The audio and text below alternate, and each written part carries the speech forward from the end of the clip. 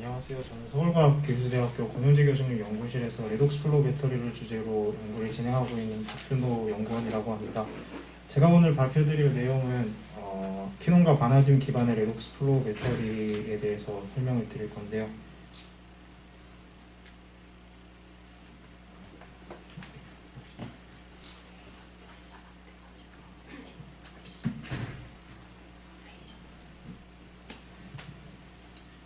특히 이제 키논과 바나듐 베이스의 레독스 플로우 배터리를 1W에서 1kW까지 스케일업하는 과정이 있어서 어떤 문제점이 발생했는데 이러한 문제점들을 어떤 식으로 해결했는지 말씀드리도록 하겠습니다. 일단 배경 지식으로서 먼저 말씀드릴 것은 온실가스의 배출 증가로 연 평균 지구의 온도가 상승하고 이로 인해서 지구온난화 현상이 발생해서 사막화와 해수면 상승 등의 여러 가지 문제가 발생하고 있습니다.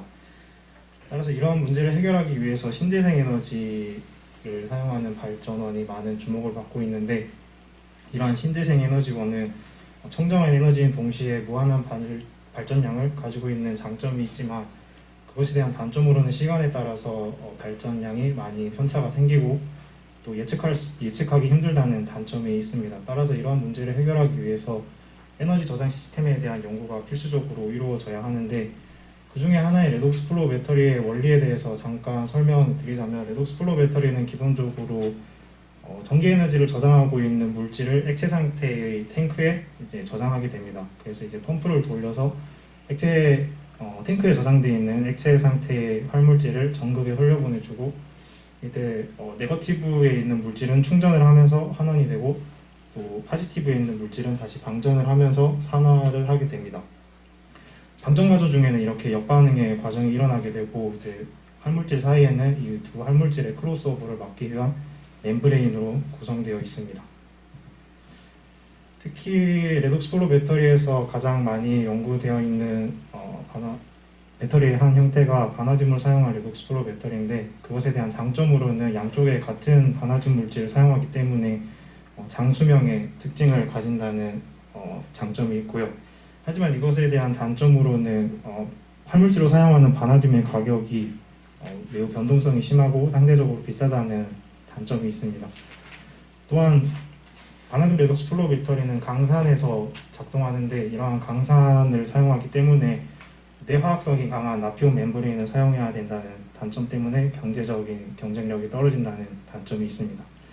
따라서 이러한 단점을 해결하기 위해서 유기 활물질에 대한 연구가 진행되었는데 유기 활물질은 기본적으로 합성을 통해서 만들어질 수 있기 때문에 지구에 매장되어 있는 바나듐과 대비했을 때 상대적으로 가격적인 측면에서 많은 경쟁력을 가지게 됩니다. 또한 합성 과정을 통해서 유기물질에 여러가지 기능기를 첨가함으로써 레독스 포텐셜을 조정할 수 있고 또한 솔루빌리티 또한 향상시킬 수 있기 때문에 이러한 측면에서 바나듐과 많이 대비되는 장점을 가지고 무엇보다 일전자 반응을 하는 바나듐과 달리 대표적으로 퀴논류로 대표되는 유기활물질은 다전자 반응을 하기 때문에 에너지 밀도적인 측면에서 장점을 가지게 됩니다.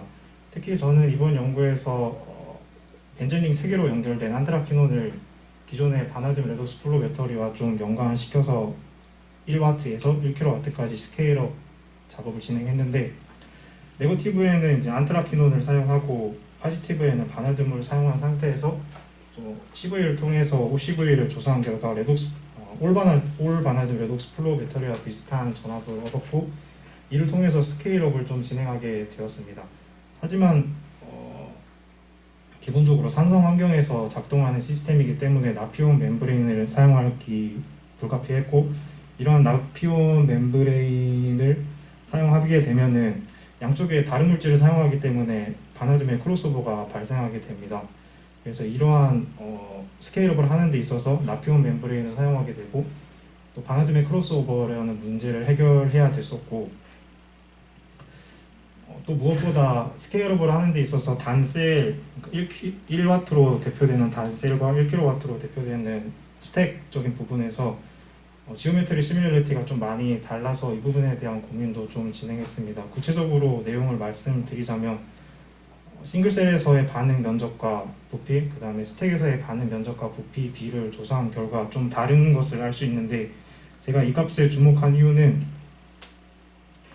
레독스 플로우 배터리에서 크로스오버를 나타내는 대표적인 식은 픽스로에 의해서 표현이 될 수 있습니다. 그래서 농축된 쪽에 있는 농도를 CN이라고 하고 반대편을 이제 0으로 두면은 적절한 시간이 흐른 후에는 이제 멤브레인을 통해서 활물질이 일부 넘어가게 되는데 이러한 식을 나타내는 이러한 현상을 나타내는 식이 픽스로고 적절한 초기 접근을 대입해서 미분 방정식을 풀면은 이렇게 이스포넨셜 형태로 감소하는 형태가 나오는데 여기 이스포넨셜 안에 있는 지수항에 반응 부피분의 A항이 들어가게 됩니다. 그래서 제가 하고 싶은 말은 좀 더 경향을 좀 파악하기 위해 그러니까 농도에 따라서 VP분의 A 값의 경향을 파악하기 위해 C 토탈이랑 L분의 P의 이제 적절한 값을 VRFB에서 사용되는 적절한 값을 대입해서 경향을 살펴보면 VP분의 A, 그러니까 반응 부피분의 반응 면적 값이 클수록 좀 더 크로스오버가 빨리 되는, 그러니까 좀 평형 농도에 빨리 도달하는 결과를 얻게 되었습니다. 요약하자면 싱글셀보다 이제 스택에서의 VP분의 A 값이 크게 되고 따라서 싱글셀에서의 어떤 디케이 경향보다 스택에서의 디케이 경향이 더 커질 것이다 라고 예측을 했습니다. 정리해서 말씀드리면 1W에서 1kW로 스케일업 하는 과정에서 나피온 멤브레인을 사용해서 바나드의 크로스오버 문제가 발생하고 또 지오메트리 시밀러리티가 다르기 때문에 이러한 크로스오버는 더욱 악화될 것이라고 예상을 했습니다. 그래서 이런 문제를 해결하기 위해서 애디티브라는 물질을 사용하게 되었는데 이 애디티브를 첨가하는 연구는 사실 기존에 많이 있었습니다. 대표적인 연구로서는 징크 페로시아나이드 레독스 플로우 배터리인데 페로시아나이드 쪽의 농도가 징크 쪽에 있는 농도에 비해서 좀 높은 경향이 있어서 이러한 문제를 해결하기 위해서 징크 쪽에 이놀게닉 애디티브와 올게닉 애디티브를 넣은 연구를 진행했었습니다. 그래서 이러한 여러 가지 후보군을 검증을 해서 물에 넘어가는 양 파악을 하고 또 전체 셀의 효율도 파악한 결과 이제 소듐 설페이트라는 물질이 이제 가장 적합하다라는 결론을 내렸었는데 저희 연구 쪽에서는 이제 이러한 기본적으로 물질 자체를 다른 물질을 사용하기 때문에 소듐 설페이트 말고 어떤 첨가제를 사용할 수 있을지 또 농도도 다르기 때문에 도대체 양은 얼마나 넣어야 될지 어느 쪽에 넣어야 될지 이러한 고민을 하게 되었는데 이러한 논의는 포스텍과 이제 같이 진행하게 되었습니다. 구체적으로 살펴보면 네거티브 쪽에는 안트라퀴논을 사용하고 파지티브 쪽에는 바나듐을 사용하게 되는데 파지티브 쪽에 사용하는 바나듐이 고온에서, 그러니까 스택에서는 좀 고온이 문제가 되는 경우가 있는데 고온에서는 디프로토네이션과 컨덴세이션 반응을 통해서 V2O5로 석출되는 과정을 거치게 됩니다. 이러한 현상을 막기 위해서 CL-라는 음이온을 첨가해줘서 솔로블한 물질을 형성하게 되는 메커니즘이 존재하게 되는데 이러한 메커니즘을 참고해서 파지티브 쪽에 암모늄 클로라이드를 첨가하게 되었습니다.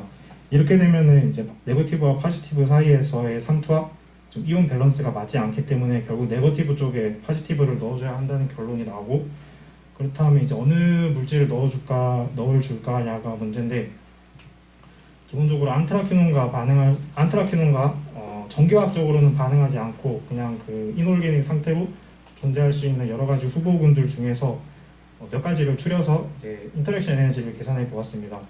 인터랙션 에너지가 상대적으로 강하면은 아무래도 컴플렉시에이션 효과가 많이 발생할 것으로 예상을 했고 적은 후보군보다는 그래도 인터랙션 에너지가 큰 게 좀 반응에 긍정적인 영향을 미치지 않을까라는 생각에서 계산을 진행하였는데 Mn2 플러스가 이제 안트라퀴논과 가장 높은 상호작용을 보였고 밴드갭을 계산한 결과 MnSO4와 상호작용하는 안트라퀴논에서 밴드갭이 감소한 것을 확인할 수 있었습니다. 이를 통해서 일렉트론 트랜스퍼가 향상될 것을 예상할 수 있고 또 보다 앞서 논의드린 대로 솔러빌리티 리미트 때문에 막 첨가제를 이제 MnSO4를 많이 첨가해주지는 못하고 0.25몰 정도만 첨가해줄 수밖에 없었습니다. 하지만 이러한 양을 좀 첨가를 했음에도 불구하고 삼투압 갭이 파지티브와 네거티브 사이의 갭이 좀 줄어들었고 이온 스트렝스 또한 3.5에서 4.5로 증가한 것을 확인할 수 있었습니다. 첨가제를 첨가해서 네거티브와 파지티브의 좀 불균형을 맞추어졌다라는 게 컨셉이고요. 반전지 테스트를 통해서 네거티브 쪽에 첨가지를 넣었을 때와 넣지 않았을 때 디퓨전 코에피션트 값을 구한 결과 이제 향상된 결과를 보았고, 마찬가지로 일렉트론 트랜스퍼 또한 레이트 컨스탄트 또한 이제 구해봤는데 마찬가지로 향상된 결과를 보였습니다. 이제 실제 단셀에서 먼저 이제 테스트를 진행했는데 단셀에서의 사이클 스테빌리티를 조사를 한 결과 애디티브를 첨가하였을 때가 첨가하지 않았을 때보다 300사이클 후에 6%포인트 정도 향상된 결과를 보였고, 이는 네거티브 쪽에 네거티브 쪽에 첨가지를 첨가함으로써 물의 트랜스퍼가 어느 정도 좀 밸런스 있게 맞춰졌다라는 것을 방증하는 자료가 되겠고, 또 마찬가지로 앞에서 계산한 대로 디퓨전 코에피션트, 레이트 컨스탄트가 이제 향상되었는데 그로 인해서 에너지 효율 또한 향상된 것을 알 수 있습니다. 또 워터 트랜스퍼뿐만 아니라 바나듐에 대한 투과도도 한번 궁금해서 네거티브 쪽에 한번 찍어봤었는데 워터 트랜스퍼뿐만 아니라 바나듐의 트랜스퍼 또한 첨가지로 의해서 약간 억제되는 효과가 보이더라고요. 아무래도 이제 바나듐이 소화된 상태로 존재하기 때문에 워터 몰레큘이 이동하는 게 소화된 바나듐의 트랜스퍼에도 좀 영향을 주지 않을까라고 생각을 하고 있습니다. 그래서 이러한 결과를 바탕으로 해서 그 농도를 그대로 가져가고 부피만 좀 늘린 상태에서 1kW 스택을 좀 생기연의 도움을 받아 구현을 했는데 정절 유기, 그다음에 스택, BOP, 탱크로 구성된 부분입니다. 그래서 성능을 잠깐 말씀드리면 이제 전류밀도 100에서 캐패시티 리텐션이 82% 정도 달성되었고, 또 전류밀도 130에서 1kW, 사이클적인 측면에서 보면 효율은 1kW에 못 미친 한 900에서 800W 정도 됩니다. 그래서 제 연구를 이제 요약해 드리자면 기본적으로 첨가제를 사용해서 안트라키논과 인터랙션을 이제 확인하였고, 그러한 효과로 인해서 오스모스 프레셔를 양쪽의 밸런스를 맞췄고, 또 이온 스트렝스 또한 밸런스를 맞춰서 좀 안정적인 사이클을 그리고 효율이 높은 배터리를 좀 구현하고자 하였고, 또 더불어서 스케일업 연구를 통해서 130 전류밀도에서 1kW를 달성하게 되었습니다. 제 연구에 많은 도움을 주신 지도 교수님들, 지도 박사님들, 그리고 동료 연구원들의 감사 인사 올리면서 발표 마치도록 하겠습니다.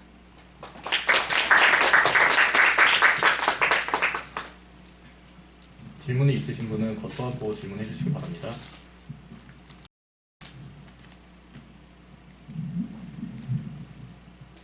네, 좋은 발표 해주셔서 감사합니다.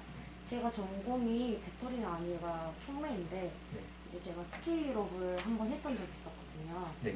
그 점에서 이제 스케일업 생각하시는 거는 어쨌든 삼용화까지도 네. 고려하시는 부분인 것 같은데, 그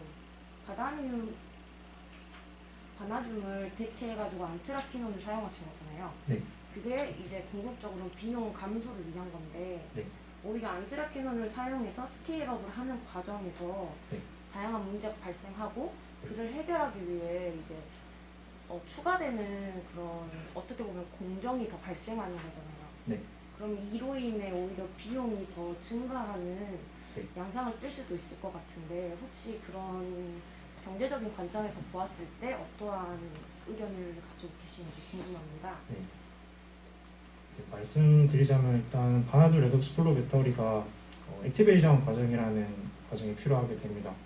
이제 바나듐을 처음에 시작할 때, 그러니까 바나듐을 용액을 네거티브 포지티브 용액 만드는 데에서 끝나는 게 아니라 그 용액의 조건을 만들기 위해서 용액이 추가적으로 들어가는 비용이 필요한데, 이게 33% 정도 버려진다고 하거든요. 바나듐이 33% 정도 버려지는데, 이제 보온 조합 같은 경우에는 그러한 버려지는 바나듐이 없고, 또 무엇보다 이제 네거티브 쪽에 다른 물질을 사용하는 게 이제 문제라고 제가 이제 발표할 때 말씀드렸는데, 사실 이거는 좀 과도기적인 조합입니다. 그러니까 결국 저희가 목표로 하는 거는 양쪽에 올게닉을 사용해가지고 좀 경제성도 높이고, 또 올게닉의 장점이 기능기를 합성해가지고 분자 크기를 적당하게 키우면 멤브레인을 통해서 투과되는 정도를 또 낮출 수 있거든요.